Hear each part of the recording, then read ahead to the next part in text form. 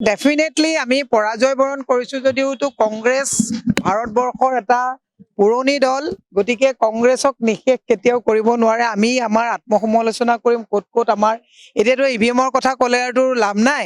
আপোনালোকে তামিলনাডুত দেখক একক সংখ্যাগৰিষ্ঠতা পোৱাৰ পিছতো গভৰ্ণৰে কেনেকে প্ৰেছাৰ কৰিছে, তেওঁক কেনেকে বাধ্য কৰাইছে। একচুৱেলি ফ্ল'ৰ টেষ্টতহে তেওঁক আপোনা আপুনি মাতিব লাগে, ফ্ল'ৰত তেওঁ টেষ্ট কৰিব যে 118 জন তেওঁ আনি দিব পাৰে নে নোৱাৰে।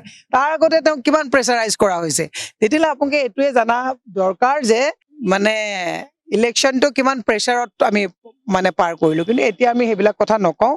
অনাগত দিনত আমি কেনেকে সংগঠন আৰু গাঁৱে গাঁৱে সোমাই বুথে বুথে সোমাই ৰাইজক আমি কেনেকে আৰু আমাৰ পক্ষত আনিব পাৰিম, আমি এইটো কাৰণে আমি চেষ্টা কৰিম। আৰু এইটো কেতিয়াও হতাশ নহ'ব। ইন্দিৰা গান্ধী যেতিয়া জেলত গৈছিলে তাৰ পিছতো কেনেকুৱা এটা ক্ৰাইচিছ হৈছিলে, তাৰ পিছতো মানে বহুমত লৈ আকৌ প্ৰধানমন্ত্ৰী হৈছে ন, হতাশ হ'বৰ কথাটো নাই। 15 বছৰ যেতিয়া কংগ্ৰেছ শাসনত আছিলে, 5টা আৰু 10টা বিজেপিৰ যেতিয়া MLA আছিলে, আমি কিন্তু ঠাট্টা মস্কৰা কৰা নাছিলো। ময়ো আকৌ তেতিয়া তাতে আছিলো। 5জন বিধায়ক আৰু 11জন বিধায়ক লৈ পেলাই যেতিয়া বিজেপি আছিলে, তেতিয়াও বিজেপিয়ে ধৈৰ্যই ধৰিছিলে। গতিকে আমিও ধৈৰ্য ধৰি পেলাই কাম কৰিব লাগিব। মোৰ কথা আহিল এটা, আজি গৌৰৱ গগৈ ডাঙৰীয়াৰ নেতৃত্বত আমি নিৰ্বাচন খেলিছো। পৰাজয় হলেও আমি সকলোৱে কালেক্টিভ ৰেছপঞ্চিবিলিটি ল'ব লাগিব। আৰু আজি জয় হোৱাহেঁতেনতো সকলোৱে ৰেছপঞ্চিবিলিটিজ ল'লোহেঁতেন যে আমি চবেই জিকালো। আজি হাৰিলেও আমি সকলোৱে ৰেছপঞ্চিবিলিটিজ ল'ব লাগিব যে আমি আমাৰ ক'বাত লেকুনাৰ থাকি গৈছে, আমি ক'বাত মজবুত কৰিব পৰা নাই, যি কাৰণে অকলে গৌৰৱ গগৈৰ ওপৰত বলটোত ঠেলি দিলে নহ'ব। আমি সকলোৱে দোষৰ দায়িত্ব আমি ল'ব লাগিব। এইটো অকল ওৱান মেন মানে অৰ্গেনাইজেশ্যন নহয়। গতিকে মই এটা বস্তু সকলোকে কৈছো যে আজি আমি যদি একক সংখ্যাগৰিষ্ঠতা ল'লোহেঁতেন, আজিতো গৌৰৱ গগৈক চবে ফুলৰ মালাৰে আজি উপচাই দিলেহেঁতেন।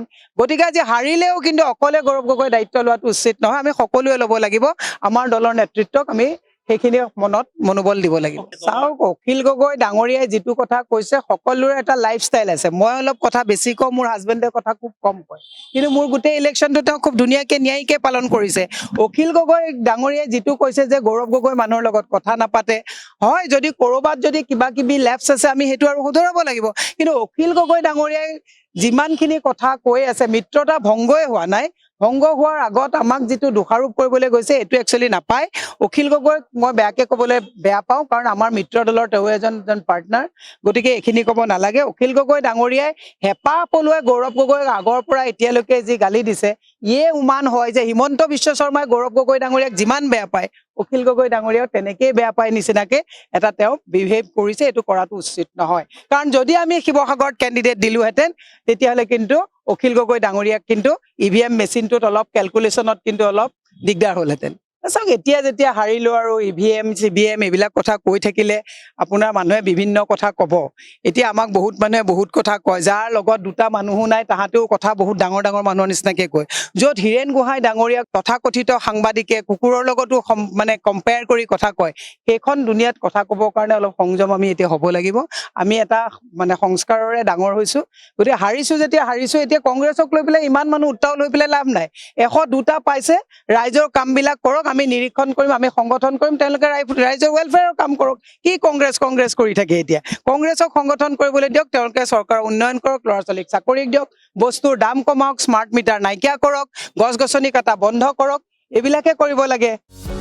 যিকোনো খবৰৰ বাবে যোগাযোগ কৰক আমাৰ এই নম্বৰত 9181 307 2221।